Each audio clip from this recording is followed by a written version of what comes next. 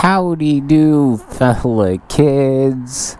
It is the professional Dillweed here, and welcome back to another video. And today I am doing a first ride on the 2022 Honda Grom.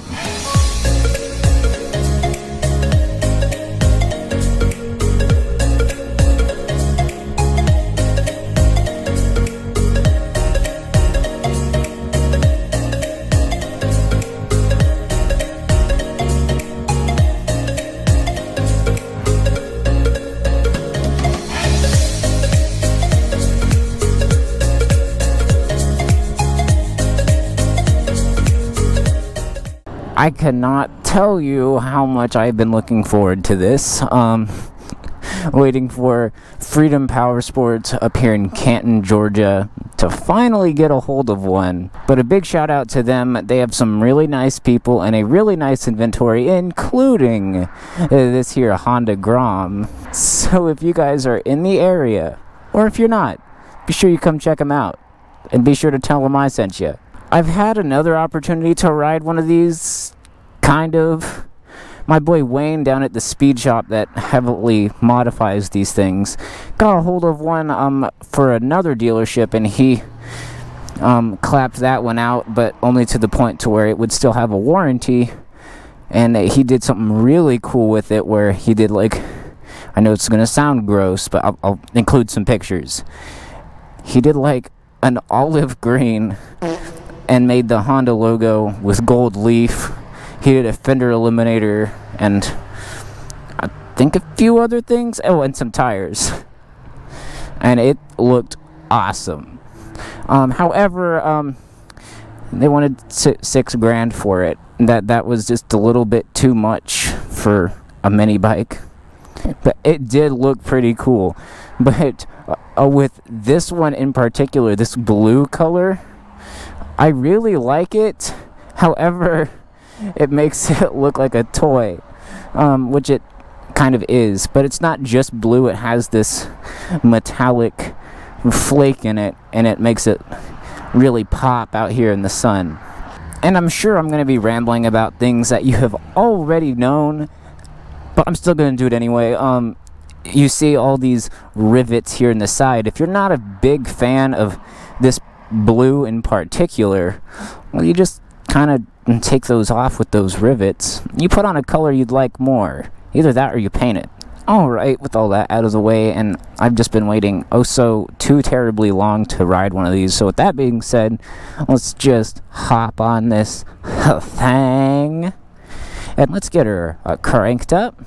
And for this here new model year, we do have a whole new display.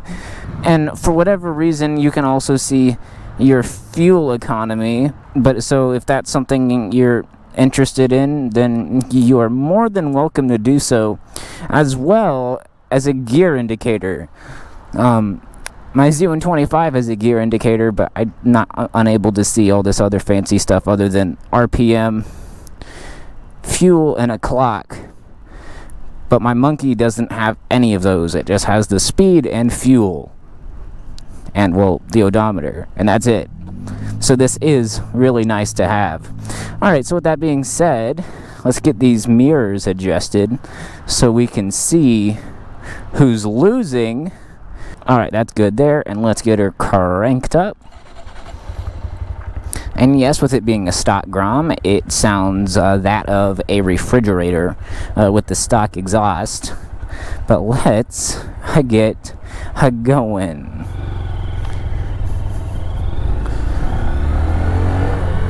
And something new for 2022, you might also have seen there, you have a shift light, which is all sorts of classy. But you also have 5 speeds, unlike those old boring 4 speeds. I know I'm probably going to get thrashed for this, but I'm going to give it a rip here from the go. It was idling for a little while I was doing the cinematic, so yes, it is warmed up. But yes, I am aware that it only has half a mile on it.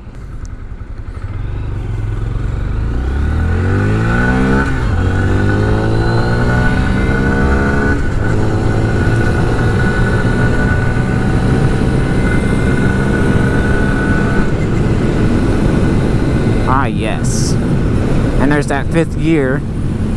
This thing, I love it. I love all my little mini bikes. And surprisingly, with the way that your legs fit against the tank, it's actually really comfortable. Hello there, police officer. Don't mind me. I'm just sitting here on a bike that looks like a toy, and it happens to also not be registered. So just ignore me. And this one is equipped with ABS, which is helpful if this is something you decide to get for your first bike.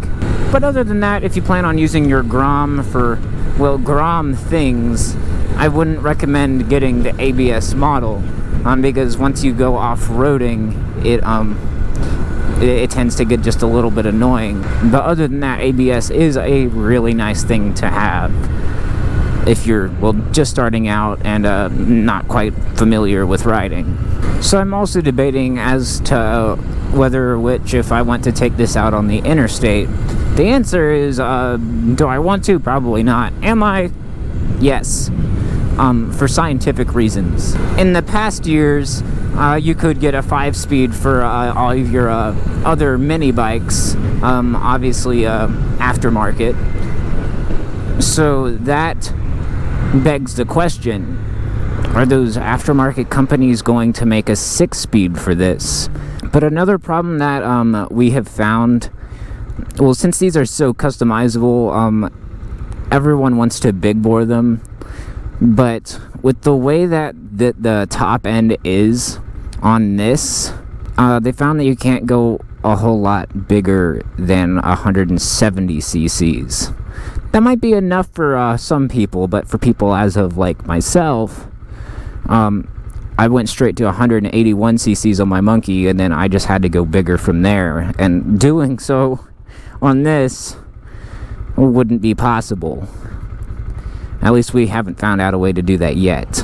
And something really nice on days like this, as to where it's in the 3 digits, you don't have to worry about your engine cooking you even further, because, well, the 125 doesn't put out a whole lot of heat. And if you feel it putting out heat, it's because it's on fire. I know some of you are going to say, oh, well, you're not supposed to be taking it on the interstate. That's not what it's designed for. And, well, my response to that is, well, yes, I know. However, I have to do it for the name of science. But as of right now, I am full pin, and I'm doing 53 miles an hour, fluctuating between 52 and 53. The shift light is on. I'm in 5th gear, doing 63 miles an hour. I am starting to regret my decision, because I realize I-75 has a speed limit of 70, and I'm not going to hit 70 on this if I tried. Maybe downhill at a tuck.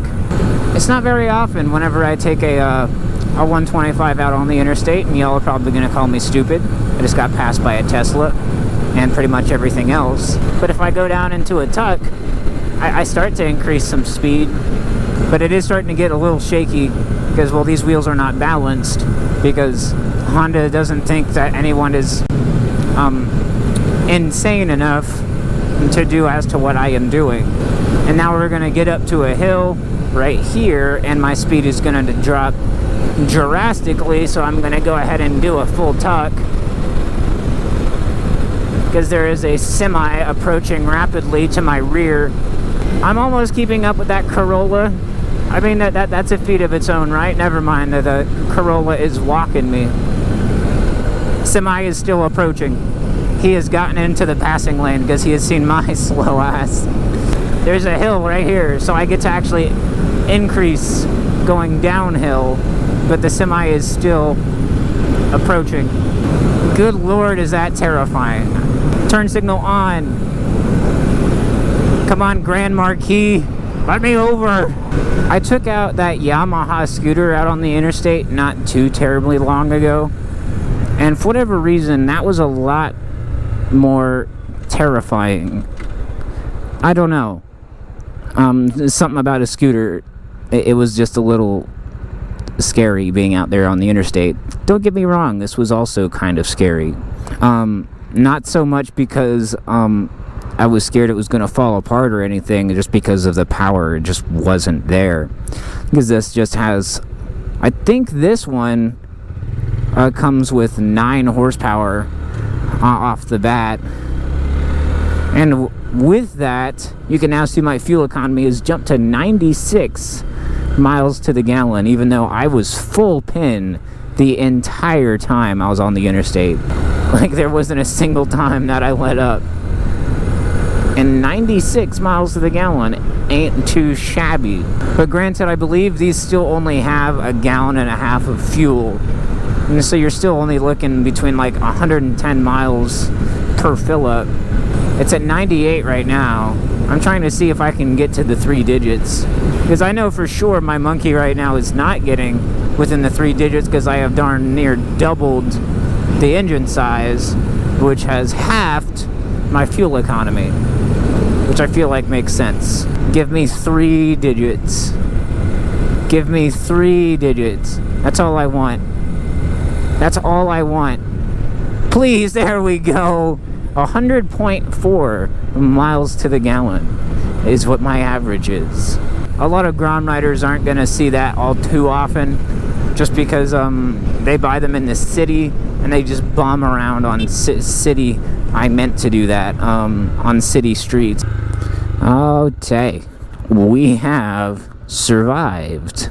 I actually thoroughly enjoyed that. There wasn't a single doubt in my mind that I wouldn't. However, would I be looking to replace any of my mini bikes with one of these?